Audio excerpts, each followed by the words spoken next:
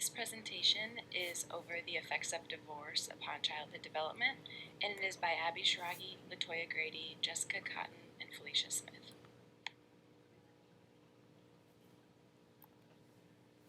We found multiple overarching themes while reviewing research in the area of divorce's effects upon childhood development. Overall research disagrees on the mechanisms and extent of divorce's effects on childhood development. However, research agrees that circumstances of divorce do impact childhood development. The effects of divorce upon childhood development can be both long and short term and occur in numerous realms.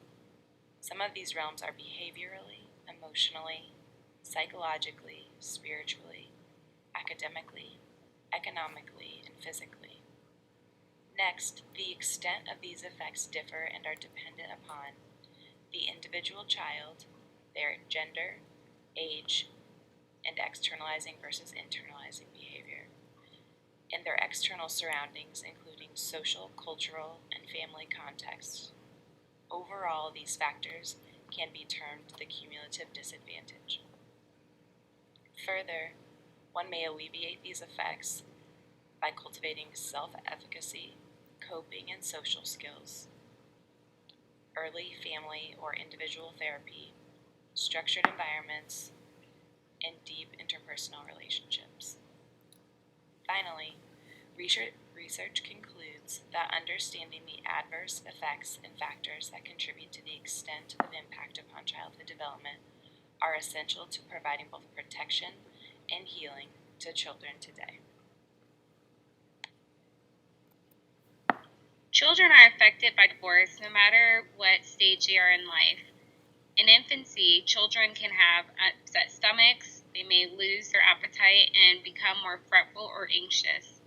Toddlers become more clingy, they can start crying more, have sleeping problems, they can regress to infant behavior such as sucking their thumb or wearing diapers. They may have feelings of anger which are unknown to them. Why? They also might worry when a parent is out of sight. They can withdraw, fight, or even be irritable. Preschoolers become uncertain about their future, and they can have unpleasant and pleasant fantasies. They might feel responsible for the divorce and hold this anger inside. By holding this anger inside, they could believe they should be punished. They can also become more accident-prone, aggressive, and angry toward their custodial parent. They can also have nightmares and experience grief. Elementary age students can feel deceived. They also might have a feeling of loss, and they can feel rejected by the parent who left. They start to ignore school and friendships and worry about the future. They fear no one will be able to pick them up from school. They can also complain of headaches or stomach aches, have sleeping trouble, try to create what was, and might experience a loss of appetite. Adolescents who actually understand divorce a lot more, they can feel angry, disillusioned, and abandoned by the parent who left them. They may try to take advantage of a parent's low energy and high stress levels, and also try to take control over their entire family. They can show extreme behavior, which can be good or bad. They can become moralistic or become involved in high-risk behaviors. They can also feel as if they will never have a long-term relationship, feel like they're growing up too soon, and might worry about finances, for example, worrying about who might pay for their college. So, the question is, what's the relevance of divorce in minority childhood development? We found that divorce or instability within the family structure can and will have some adverse effects on developing children that experience such an issue. More specifically, in the two largest minority populations in America, we see a decreased effect in children and adolescents of color in relation to divorce or family structure transitions. While the differences are found between different cultures, they seem to be more embedded in social circumstances. The African American and Mexican American children tend to have larger kinship networks and or religious communities that fall under social protection, which assists with handling the impact of hardships like divorce. Non-Hispanic white Americans may have the same attenuating effects if they had more access to social protection.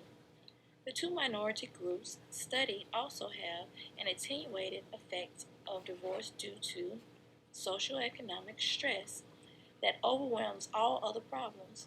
So, if a child is experiencing extreme poverty, he or she may well be acting out, engaging in delinquent behaviors, initiating in sexual activity, and having issues with grades in school because of hunger and other frustrations that come from a lack of wealth, rather than crumbling from the stress of his or her parents splitting.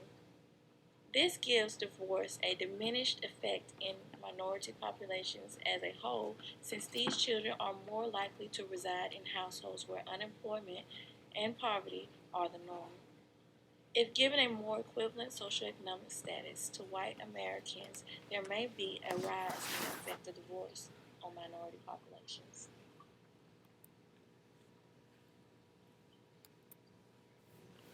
CBT, also known as cognitive behavioral therapy, is a talk therapy with a limited number of sessions. During these sessions, the professional can figure out the issues the child is dealing with. They also help the child change their way of thinking and their thinking patterns. The second one is supportive psychotherapy. This helps the child deal with emotional distress through encouragement, comforting, reassuring, and mostly a lot of listening. This also works for the family to be involved as a whole. The last one is the most popular um, among the three. It's called play therapy. The child uses playtime and drawing of pictures to process emotional feelings. Um, and with this type of approach, um, the child is able to determine their own special time. Divorce has been proven to negatively affect a child's development. The effects of divorce can be seen from early childhood well into adulthood. While these effects will depend on many different factors, including one's socioeconomic status, racial ethnicity, age, gender, and culture, there are ways to alleviate the effects. Professional counseling could be very beneficial for children who are suffering from the effects of divorce. Two forms of counseling that would be very beneficial to these children are cognitive behavioral therapy and play therapy.